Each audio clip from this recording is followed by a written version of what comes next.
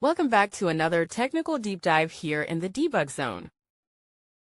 Today we're tackling a big question and breaking it down with us from other users. Hopefully this clears up some misconceptions and helps you get the answer you need. So buckle up, stay a little curious, and let's jump right in.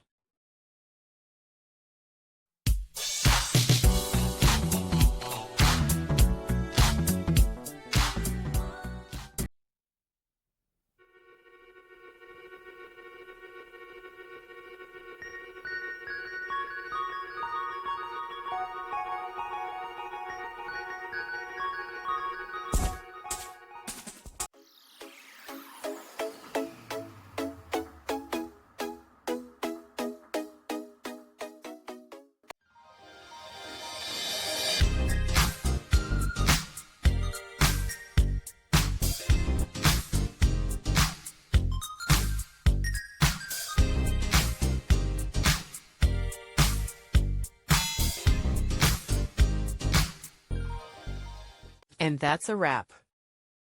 I hope you found the answer you were looking for. If you did, take a second to hit that subscribe button. It really helps out. And let me know in the comments which solution worked best for you. See you next time in the debug zone.